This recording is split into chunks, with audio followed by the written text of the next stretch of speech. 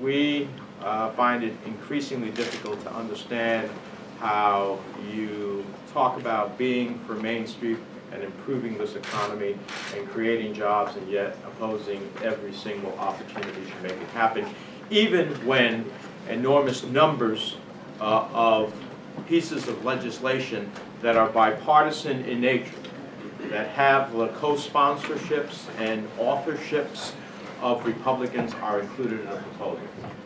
And the energy proposal that Senator Reid unveiled on behalf of Senate Democrats is a perfect example of that.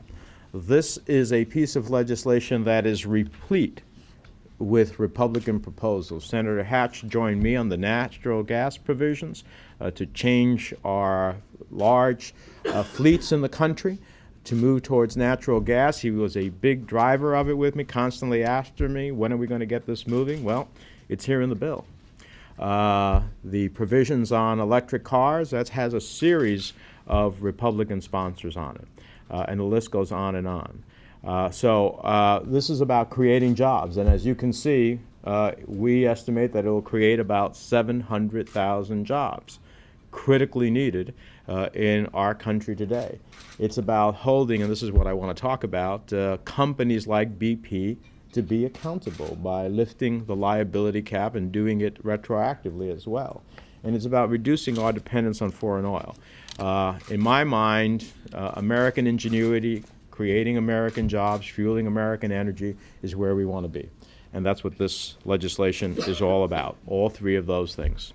For 3 months, Americans watched in anger as oil gushed into the Gulf of Mexico, and families along the coast watched in horror as their lives and livelihoods were changed forever.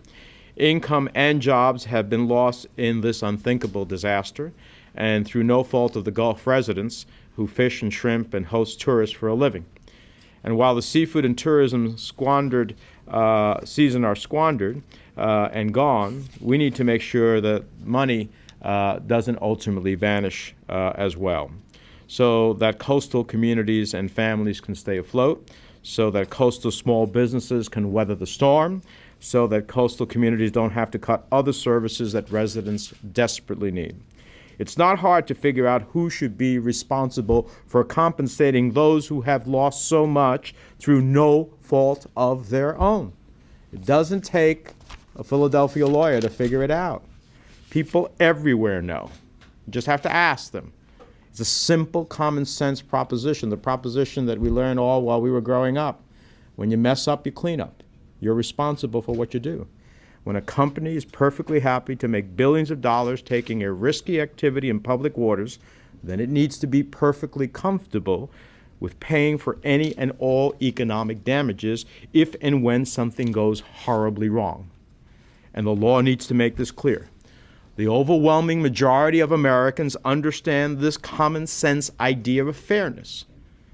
In fact, it seems that just about the only people who think that taxpayers and coastal families should pay for oil companies' spills are oil companies themselves and the Republicans who seem to fight for them in the Congress. What we want in the law, to be very clear, is that instead of leaving devastated coastal families to fend for themselves, and instead of putting the taxpayers on the hook, an oil company that spills has to pay for all the damages. What they want is a law that basically continues to protect oil companies and their profits above all else. And what they want is a limit to what an oil company that owes families that it has ruined, no matter how badly it is messed up, is to basically walk away from that responsibility. The bill that we have proposed puts forth a simple question to all of our colleagues. Do you stand with coastal families and taxpayers, or do you stand with the oil companies? It's just that simple, and it's just that clear cut. Our Republican colleagues claim that the length and the complexity of the bill is a reason to oppose it. Well, here's their chance to support a provision that is less than a page long. If you mess up, you clean up. Ironically, it's the Republicans who have proposed a lengthy, complicated, convoluted substitute.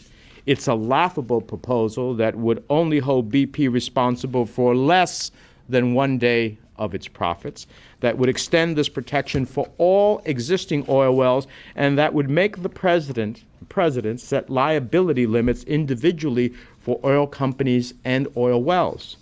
So the American people get the message. Let's make sure that they understand this crystal clear. The Republicans want to let BP off the hook after hitting a $75 million limit. That's less than one day's profit. That's what their legislation would continue to do. They want the same ridiculously low limit to be given to every oil company for every oil well currently under lease, including those that are leased but may not be drilled for years. And they want to construct a complicated scheme in which the president sets individual liability limits for individual oil wells. Well, just imagine what the liability limits would have been under a Bush-Cheney administration. That isn't about oil company accountability. This is about oil companies' profits and security.